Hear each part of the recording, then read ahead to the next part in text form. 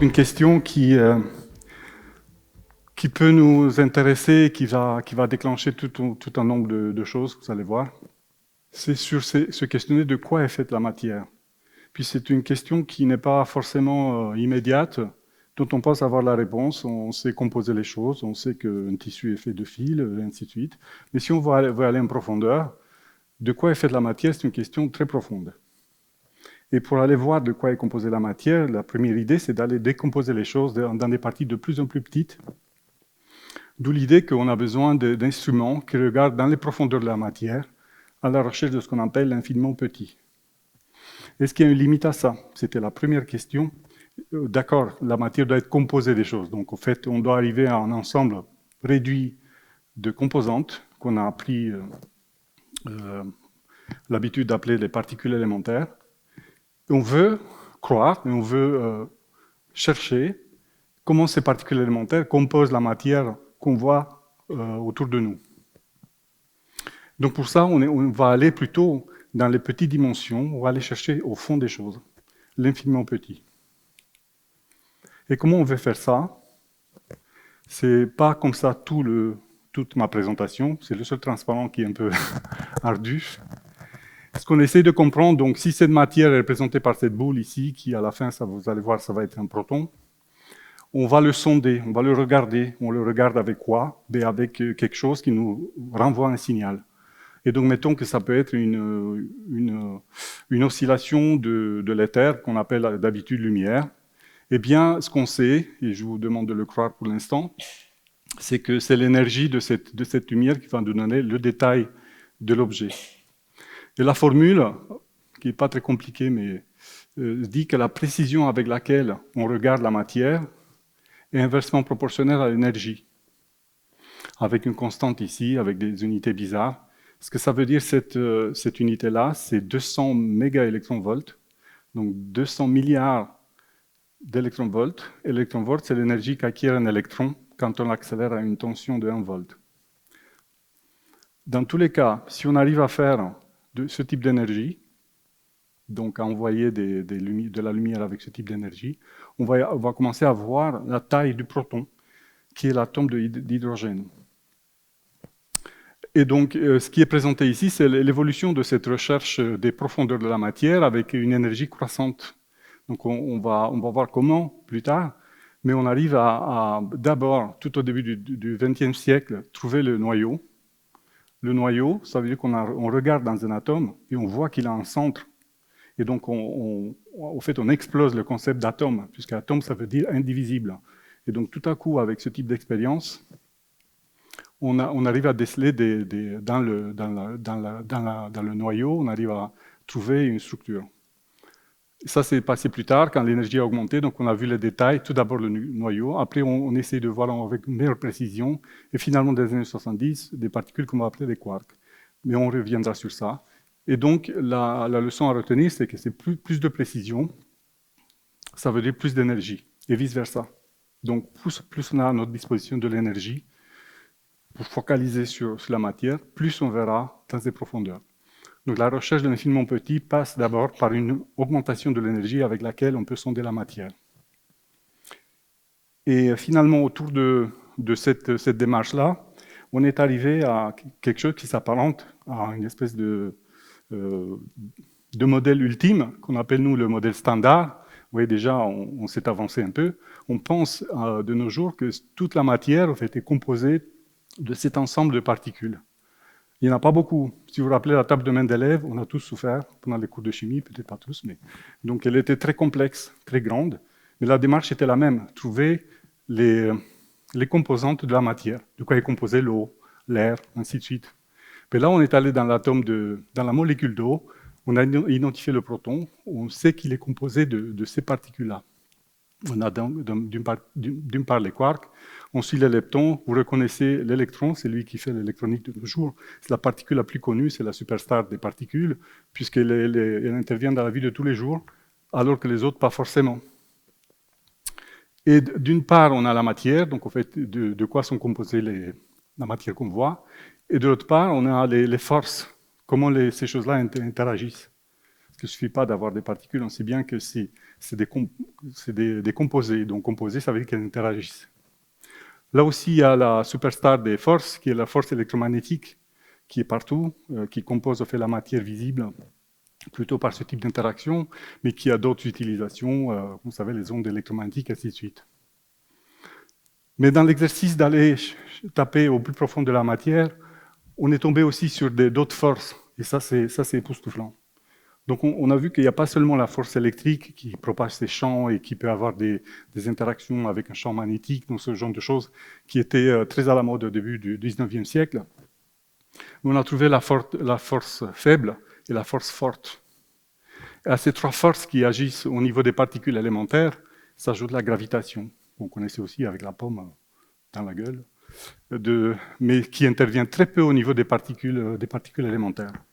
Donc en fait, si je résume, toutes les connaissances sont sur ce transparent. C'est les 6 quarks, les 6 leptons et 4 forces. Et avec ça, en fait, ce qu'il manquait, c'est le boson de Higgs. Le boson de Higgs, c'est le champ qui englobe tout cet ensemble d'éléments qui permet d'expliquer, au fait, finalement, la composition de la matière. Maintenant, je passe de l'autre côté, parce que regarder dedans, c'est bien, mais regarder tout autour, c'était aussi une démarche assez naturelle. C'est l'infiniment grand. Donc, en fait, on regarde le ciel avec ses étoiles, avec ces phénomènes transitoires, on en déduit plein de choses sur la gravitation. Ça, c'est l'échelle où la gravitation est la superstar, pour le coup.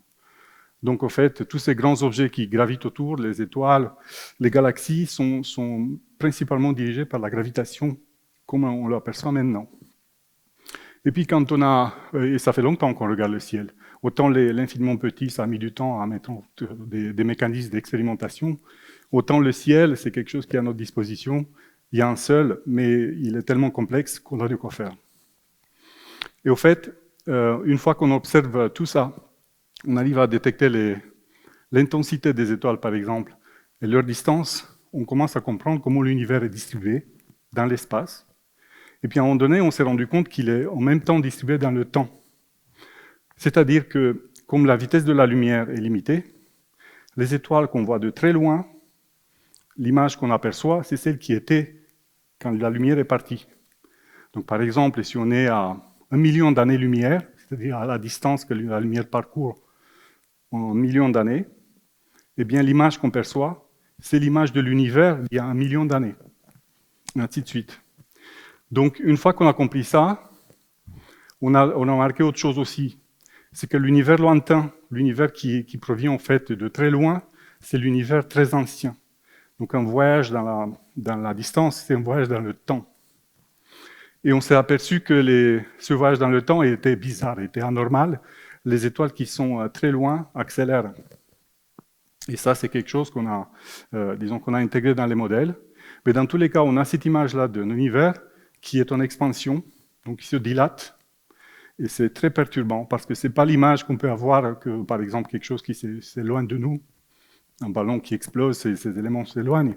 Ce n'est pas du tout ça, c'est l'espace-temps qui se dilate. Et donc, on est arrivé à une image qui s'appelle le Big Bang, parce que si aujourd'hui on se trouve dans cette couche-là, là où on voit les galaxies, les étoiles autour de nous, forcément, quand on voit quelque chose de très lointain, on voyage pas seulement à côté, en regardant les voisins, mais on voyage dans le temps aussi. Et donc, si c'est comme ça, et on a prouvé que c'est comme ça veut dire que l'univers a été à un moment donné dans un même point. Il était tout concentré, une boule de feu qu'on appelle maintenant le Big Bang, et qui a signé la création de l'univers. Et on n'a pas le temps, mais il y a plein de preuves scientifiques et expérimentales qui prouvent qu'au fait, ce modèle-là est valide.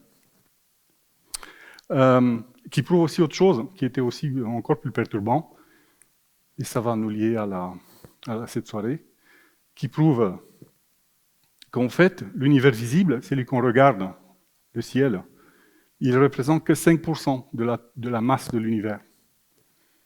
Et ça, c'est intéressant à savoir. Donc, tout ce qu'on peut regarder sur le ciel, tout ce qu'on regarde autour de nous en tant qu'étoile, que lumière, constitue seulement 5% de l'univers, ce qu'on appelle l'univers visible. Le reste ne rayonne pas, on ne peut pas le détecter par l'œil nu ou alors par d'autres signaux. Donc il reste caché, et qu'on appelle communément la matière noire et l'énergie noire. Donc, si on met tout ça ensemble, ça veut dire que là, à la création de l'univers, notre modèle de particules devait jouer un rôle. Donc, en fait, tout était composé de particules élémentaires et les énergies mises en jeu ici, c'était tel que tous ces objets sont fondus. En fait, ils font partie d'une soupe élémentaire qui ne peut être composée que des particules élémentaires, pas composées. Parce que dans cette soupe qui bouillit très très fortement, ces particules élémentaires n'ont pas le temps de se composer. Ils n'ont pas le temps de former des molécules, de l'air, des planètes, ainsi de suite. Donc, si on met tout ça ensemble, l'observation de l'univers et la quête de la matière, on a cette vision-là des deux infinis.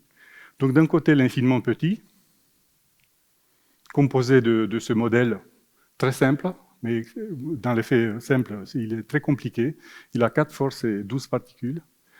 Ces particules-là ont probablement bouilli ici, sont composées pour créer les premiers instants de l'univers, qui ensuite, en se refroidissant, en évoluant, ont créé des amas de matière qui ont ensuite évolué par la force de la gravitation, se sont mis ensemble et ont créé des étoiles, des galaxies, ensuite, bien sûr, tout ce qui va avec, les planètes, la Terre, nous. Et donc, cette vision-là d'un infiniment petit qui contrôle l'infiniment grand, qui lui renvoie des signaux pour comprendre l'infiniment petit, c'est la démarche scientifique du moment. Et tout ça, juste pour info, ça a pris 13,7 milliards d'années. Alors je reviens au microscope. Quel est le microscope qu'on a à notre disposition pour aller plus profond encore dans l'infiniment petit? Pourquoi aller plus profondément? C'est parce que plus on comprend ça, vous avez compris, plus on comprendra l'évolution de l'univers. Et ce qu'on a à notre disposition, le microscope moderne, c'est l'accélérateur de particules. L'accélérateur qui met en collision, donc on appelle parfois le collisionneur. Donc, entre guillemets, il suffit d'accélérer des protons, par exemple, de les mettre en collision, et cette boule de feu qui est créée recrée au fait les instants du Big Bang. On sera dans ces énergies énormes, enfin, on approche, on n'est pas encore là, mais disons, on approche ces instants où les particules étaient jeunes, tout ensemble, sans connexion particulière, et qui donnaient lieu à des phénomènes physiques qui ont par la suite créé l'univers. Donc, en fait, avec ces accélérateurs de particules, on recrée la création de l'univers, qu'on ne m'écoute pas, j'espère. Donc voilà, c'est un schéma simple. Et puis, je vous déroule ici la découverte de ces particules élémentaires. Et vous voyez que ça, c'est les années, depuis, mettons, le début des années 1900 jusqu'à très récemment. On a découvert tous ces composants du modèle standard, de différentes formes, en culminant par le boson de Higgs. Et vous voyez la distance que ça prend entre la prédiction d'une particule et sa découverte expérimentale. On est commencé assez mollo, disons ça, d'abord l'électron, ensuite les quanta, la théorie d'Einstein sur les quanta de lumière, et puis une particule bizarre qui s'appelle le muon, qui est le frère de l'électron, et aussi des neutrinos qui sont apparus, donc ces particules très légères. Et finalement, il y a toute une avalanche de découvertes dans les années 60 à 80, où quasiment toutes les particules du modèle standard ont été découvertes. Vous voyez aussi que le point de départ se situe là, dans les années 70, et c'est là la création du modèle standard dans la théorie. Et puis là, ce qui est marrant de constater, c'est que la courbe expérimentale suit presque la courbe technologique de développement de l'énergie. Donc, en fait, on est arrivé à découvrir la dernière particule la plus difficile à découvrir, c'est le boson de Higgs, dans les années 2012, alors qu'elle avait été prédite dans les années 60. C'est ça, a été chercheur, il était très patient. Donc, c'est des expériences qui prennent beaucoup de temps. Et je vais passer à des choses un peu plus pratiques. Et notamment, je vais parler du CERN, puisque une des raisons de cette réunion ce soir, de cette soirée, c'est l'anniversaire du CERN, donc, qui est le Centre européen pour la recherche nucléaire, c'est son nom de naissance. Et ensuite, il a acquis un nom différent, c'est le Laboratoire européen pour la physique des particules. C'est à la fois une organisation internationale, donc, où les 24 pays membres collaborent depuis plus de 70 ans. Mais c'est aussi une immense plateforme expérimentale qui est à la disposition de tous les chercheurs de ces États membres et bien au-delà. vous voyez quelques chiffres ici. Le personnel, c'est 3000 personnes. Ça se trouve à Genève, en Suisse, quelque part par là. Mais il y a un nombre presque 5 fois plus grand d'utilisateurs, c'est-à-dire des gens qui sont dans leur laboratoire, comme par exemple moi-même et mes collègues, mais qui ont accès à cette plateforme de recherche fantastique. Ça regroupe presque 600 universités et plus de 100 nationalités. Donc à côté des 24 États membres, il y a des États qui sont associés, observateurs, et des États en cours d'adhésion. Mais il y a surtout une ouverture énorme vis-à-vis de tous les chercheurs du monde pour aller participer à ces expériences. Et donc, c'est cet anniversaire du CERN donc, qui motive cette soirée. Vous voyez, ça c'était le CERN en 1954. Et ça, un des sites, parce qu'il y a plusieurs, c'est le site central du CERN à Meyrin aujourd'hui. Et pour faire une petite coupure, je vais déclencher un petit film qui va retracer l'histoire du CERN. Il y a plus de 400 000 ans, nos ancêtres ont domestiqué le feu, ayant remarqué qu'il maintenait les animaux sauvages à distance. Grâce à leur perspicacité et à leur curiosité, les hommes préhistoriques ont trouvé des moyens ingénieux d'utiliser le feu pour se protéger, se chauffer, s'éclairer, conserver la nourriture et se rassembler. Tout au long de son histoire, l'être humain s'est servi du feu, trouvant diverses manières de produire de la lumière et de la chaleur. Mais comment est-on parvenu à s'éclairer en appuyant simplement sur un interrupteur ? Ce n'est assurément pas grâce à l'invention de la bougie.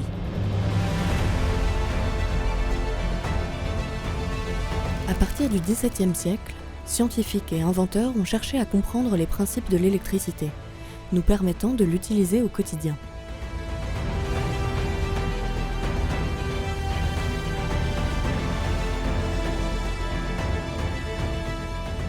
Le monde d'aujourd'hui, porté par le nombre croissant des nouvelles technologies, est le résultat d'une révolution de la physique qui a débuté à la fin du XIXe siècle.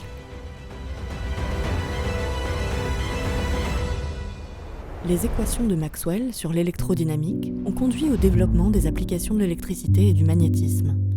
La découverte de l'électron par Thomson a mené à la physique atomique moderne et a rendu possible le développement de la mécanique quantique, ouvrant la voie à l'ère de l'électronique.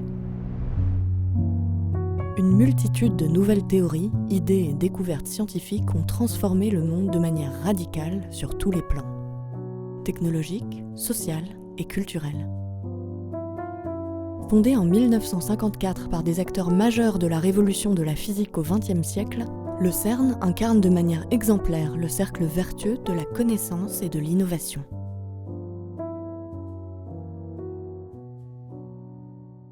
Même si elle semble éloignée de notre vie quotidienne, la physique des particules a toujours ouvert la voie à des innovations technologiques bénéfiques pour toute la société.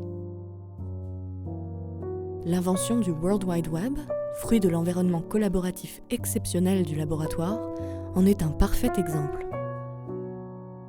D'une envergure et d'une complexité technique sans précédent, les accélérateurs, les détecteurs et l'infrastructure informatique dont les scientifiques ont besoin pour leurs recherches en physique des particules repoussent constamment les limites de la technologie.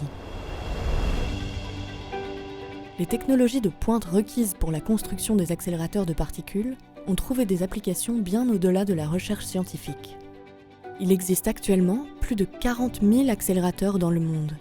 Seulement 3% d'entre eux sont utilisés pour la recherche fondamentale. Les autres sont utilisés dans l'industrie ou servent à soigner les patients dans les hôpitaux. Les immenses détecteurs conçus par les scientifiques pour sonder l'inconnu ont permis de nouvelles avancées dans de nombreux domaines. L'imagerie médicale, la sécurité, l'authentification et la restauration d'œuvres d'art ou encore l'exploration spatiale. Afin de gérer l'immense quantité de données produites lors des collisions au sein des détecteurs, les scientifiques repoussent constamment les limites des technologies informatiques, comme la grille de calcul, système qui met en commun la puissance informatique et les capacités de stockage de données de centres de calcul du monde entier, ou encore l'intelligence artificielle et l'informatique quantique. De nouvelles théories, idées et découvertes issues des recherches actuelles et futures en physique des particules alimentent en permanence le cercle vertueux de la connaissance et de l'innovation. cette dynamique fructueuse réserve encore bien des avancées.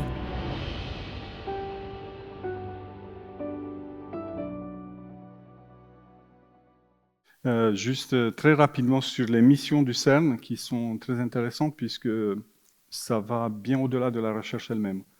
Bien sûr, c'est la recherche fondamentale. C'est un centre qui a été créé, si vous voulez, à la fin, enfin, au début de la démarche européenne, même avant. Donc ce traité-là a été signé avant le traité européen sur le charbon. Avec l'idée qu'à cette échelle que vous avez aperçue, à cette échelle d'installation, un seul État ne peut pas aller plus loin. Donc il y a besoin de la collaboration. C'est pour ça que dans les missions du CERN, il y a bien la collaboration. C'est un centre qui facilite les collaborations, ce qui est par le temps qui court, pas mal comme mission. Il y a aussi l'éducation et la formation, évidemment, et je vais revenir dessus. Et bien sûr la technologie et l'innovation qui est liée à cette recherche de l'ultime limite dans la quête de la compréhension. On va dans les milieux extrêmes, très radiatifs, dans des milieux de très haute pression, vous allez voir quelques chiffres un peu plus tard. Et donc, ce faisant, on innove forcément. Le projet phare du CERN en ce moment, c'est le Large Hadron Collider, le LHC, qui est représenté de manière schématique ici, avec sa circonférence de 27 km, à une profondeur moyenne de 100 mètres. Donc c'est un tunnel qui est enterré sur la frontière franco-suisse, avec des expériences phares qui s'appellent Atlas, Alice, la CBCMS, et toute une pléiade d'expériences plus petites. Et donc cette expérience-là, donc vous voyez quelques chiffres qui donnent un peu l'idée de la taille. Il y a des câbles supraconducteurs, c'est un accélérateur, en fait, c'est un tuyau, si vous voulez, qui est entouré d'aimants. Et ces aimants fonctionnent avec de l'électricité qui est conduite par des câbles supraconducteurs pour éviter les pertes d'énergie. Donc, c'est typiquement le type d'innovation dont on a eu besoin, qui est maintenant utilisé, par exemple, dans les IRM. Ensuite, la température de cet ensemble est de moins 271 degrés Celsius. Il fait très froid. On n'entre pas dedans. Mais c'est plus froid que le vide cosmique. Donc, en fait, c'est l'installation la plus froide sur la Terre. Et puis, ça refroidit cet anneau de 27 km à une température qui est, comme je disais, de 1,9 Kelvin. Pour que les particules circulent dedans, il doit y avoir un vide. Et ce vide, il est écrit là, je ne vais même pas le lire. Mais il est 10 fois plus vide que la surface de la Lune.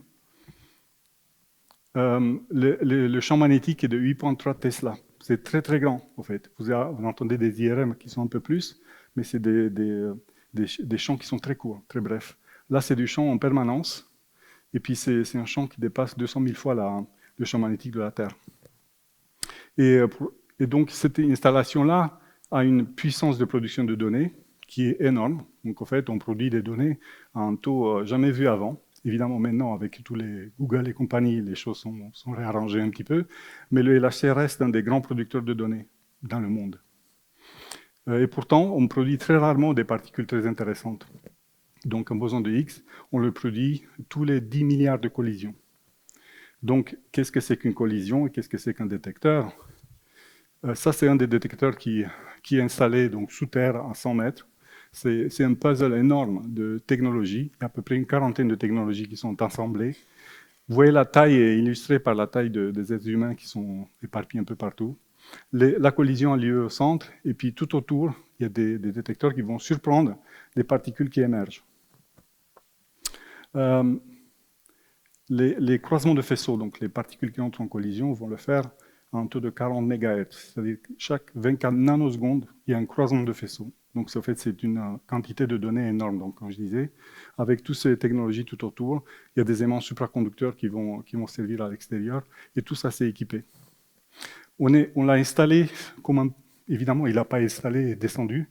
Il a été installé en bas, en descendant chaque morceau, un à un. Et quand vous allez visiter le CERN, parce que maintenant vous avez obligation de visiter le CERN, vous allez voir que vous entrez dans la caverne et le détecteur est juste en face. Donc il n'y a plus d'espace. En fait, il remplit totalement la caverne.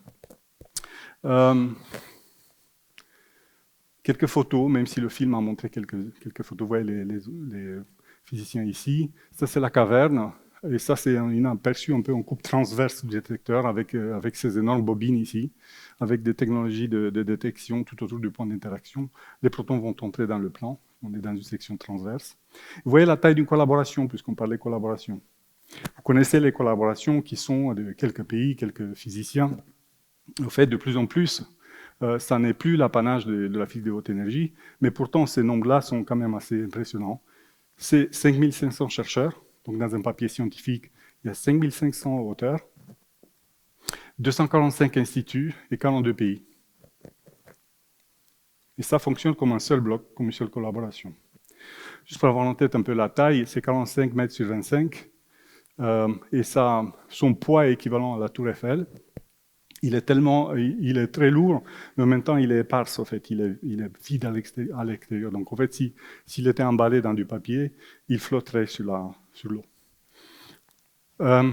Et ici, c'est la même photo en taille proportionnelle à la cathédrale Notre-Dame. Donc, vous allez visiter la Notre-Dame, rappelez-vous d'Atlas, c'est à peu près cette taille-là. Donc, on a vu avec quelques technologies qui ont été utilisées, évidemment des détecteurs de radiation, c'est le détecteur de particules, c'est bien ça. Électronique de haute puissance et de haute fréquence, parce qu'il faut prendre ces données-là, donc c'est l'électronique très rapide. La mécanique, vous voyez bien ce qui est monté, le calcul, le vide, la cryogénie, donc tout ça, ce sont des technologies dont on a besoin. Voilà ce que ça donne, une donnée, si vous voulez, une collision. Ça, c'est une coupe transverse. Vous voyez la multitude de particules qui ressortent de cette collision. On reproduit une petite boule de feu, en fait. Et ce qui nous intéresse, c'est mesurer tout autour pour finalement reconstruire ce qui s'était passé pendant la collision. Et des fois, il y a des choses intéressantes qui émergent, comme sont ces particules qui sont là. En les combinant, on déduit qu'il y a eu un boson de Higgs dans cet événement. Et ça, c'est une autre vue un peu plus artistique. Et juste pour, je vous ai parlé de 2012, la découverte du boson de Higgs, du programme qui a commencé, en fait, un petit peu bien avant, en 2007, mais c'est là où on a commencé à vraiment l'installer. Vous voyez l'échelle de temps de cette manip, c'est à peu près une quarantaine d'années, pas plus. Et on en est là. Au fait, finalement, on est au début du voyage, puisque ce qui est représenté ici, c'est la quantité de données. Et la quantité de données va augmenter d'un facteur 20 vis-à-vis de ce qu'on a vu aujourd'hui. Donc on va avoir beaucoup plus de physique, éventuellement des nouvelles découvertes. Et tout ça, c'est au service d'une grande communauté, et faite par une grande communauté. Mais il y a une chose très importante qui nous concerne, c'est l'éducation, la formation et la diffusion des connaissances. Et cette photo-là, c'est le Science Gateway, qui est une exposition scientifique qui est construite et inaugurée en 2023, juste devant le CERN. Vous voyez le tram qui passe là. Le CERN, c'est à côté, l'entrée principale. Et puis cette série de tubes qui symbolise en fait un peu le LHC, c'est une exposition vraiment époustouflante. Pour les enfants, en fait, c'est plein d'enfants tout le temps. Et c'est géré par des étudiants. Et vraiment, ça rend à la société les découvertes scientifiques faites par le CERN. Vous voyez quelques chiffres ici, 3000 étudiants en thèse, 150 000 visiteurs par an. Et il y a aussi un programme pour les professeurs qui participent à ce programme depuis 1998. Quelle est la composition, si vous voulez, des chercheurs? Vous voyez l'âge des chercheurs. Je trouve que ça, c'est vraiment très marquant. C'est que la plupart des chercheurs qui sont associés au CERN sont dans la partie au début des carrières, disons.